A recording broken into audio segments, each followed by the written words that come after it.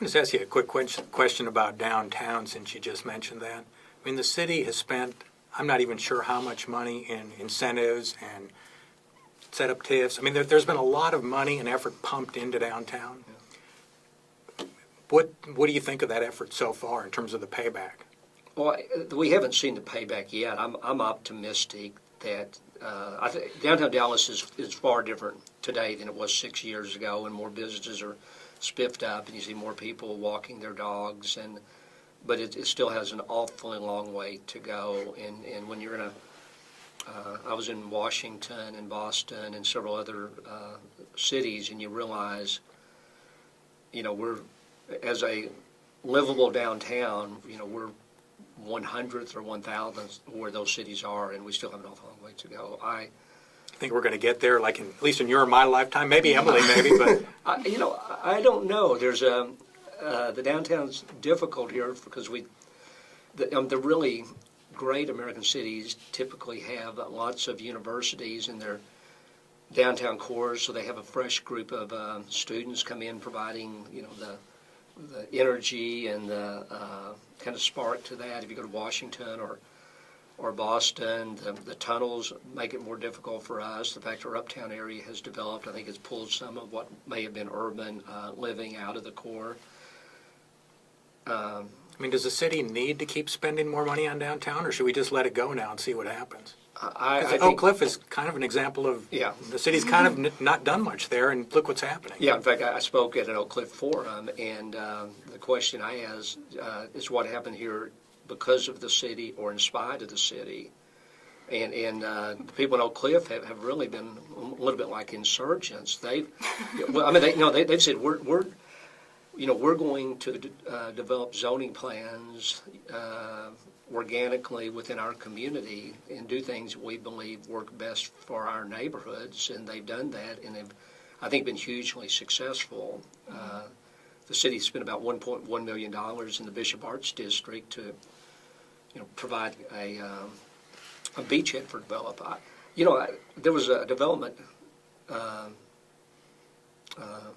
case recently where Dean Foods is opening a warehouse, and the Dean's Food people, I think, are great. But I was really struck, if I remember correctly, that the city is going to give them $2 million. Dean Foods says, we're going to come here regardless. And I don't, and I think it's talking about creating 400 jobs, but then I'm not sure if those jobs if those people don't live in the city of Dallas and where this business is located, there's a good chance they won't, because it's in the far southwest corner, that they'll live in Grand Prairie or Arlington or somewhere else. Then I'm not sure that it's going to take an awful long time to get that money repaid just on the property tax and what we lose through the property tax abatement. These are tough calls. I just, my view is in the last 4 years that the thoughtfulness behind these decisions has been lost, and if somebody asked for a handout, they got it. And without looking at the broader objective, this is going to benefit our economy and make our city a better place to live.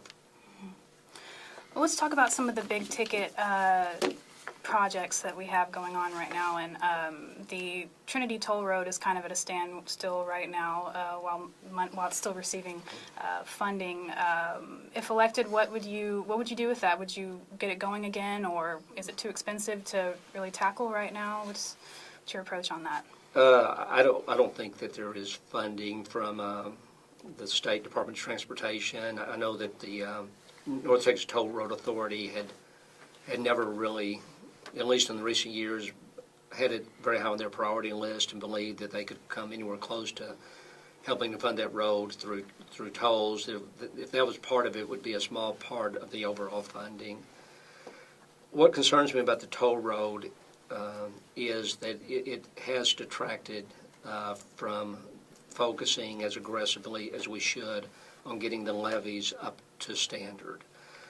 I don't have the answer to this, but just watching what's occurred, I'm concerned that the Corps of Engineers is being driven to make a professional decision which is contrary in the safety of our city and the protection of the floodway. I know that there's frustration that the city believed that they had done what they needed to do, and then all of a sudden the Corps comes in and says, after Katrina, we're looking at levies differently, and we've set a new standard.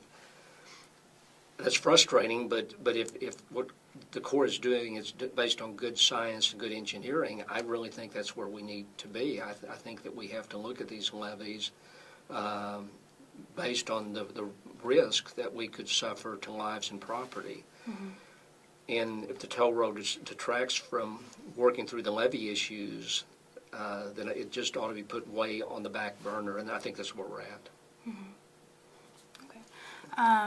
And also there's the Convention Center Hotel, which, if elected, you'll be running or taking that over. How would you manage the hotel? Well, I was asked this on another radio program, and since it's built, it looks great. I've not been inside, but you try to make it successful. If it's not successful, based on pro formas for the hotels, then the taxpayers are going to have to pick up those revenue bonds at a certain point. Just from being in government, I don't think the government is ever good at entrepreneurial activities. At stuff that have to be promoted, marketed, where people, you have to generate revenues.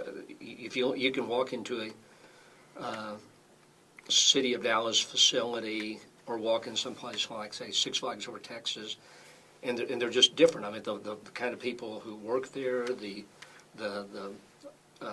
efficiencies of getting people into marketing, the city never does a good job. Mm-hmm. And the hotel stuff bothered me on the front end for two reasons. One is I'm troubled that the city directly competes with other private businesses who don't have that financial advantage. It also troubles me when the last 25 years that every hotel company in the world has looked at that price, that hotel, and said, based on what we know, we can't operate that hotel and make a money, and we're not going to build it. That the only way it got built is through government subsidies, so that bothers me. Mm-hmm. We asked that question to Councilman Natinsky, and his answer related to hey, it's been 25 years and nobody else would do it, why are we doing it? Was basically, if the city doesn't do it, nobody's going to do it, and if we don't do it, conventions are going like that in Dallas. Well, they may go down like that anyway. The convention center is a problem for the city because of the amount of debt with the expansion and remodeling. So it may be. I mean, he may be right, and time will tell. But it could be that now we have two white elephants that are we're paying property taxes to support because they can't pay for themselves.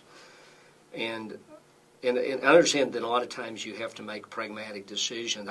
It would be very hard for me to support the convention center hotel. Since it's built, then everybody should work to try to make it as successful as possible. And another question I asked him, and I'm a Texas Rangers baseball fan, is that the Rangers lease in Arlington is up in, I think, about 8 years. Any thoughts on that? Because there's essentially potentially an opportunity if the Rangers wanted to move to Dallas, and the sports owners typically want the city or somebody else to kick in money. Yeah. I was in Arlington when the ballpark was built, and I was in Arlington when the Cowboys Stadium was voted on. And I lived in North Arlington, and I saw my quality of life deteriorate after 1994, and I'm not really sure what happened, but even the chain restaurants we had of that area, Macaroni Grill and others, shut down because they didn't generate enough business. And if you look at the ballpark in Texas Stadium, the Cowboy Stadium, to me, the structure is magnificent, but the areas around it just depressing. But I think it's different in Dallas, and here's my view with the stadium. If the ballpark had been in Dallas, and it could have been put with the farmers market area or somewhere on the edge of town, and with our transit system and the density we have, I think it could have been magical in our downtown area.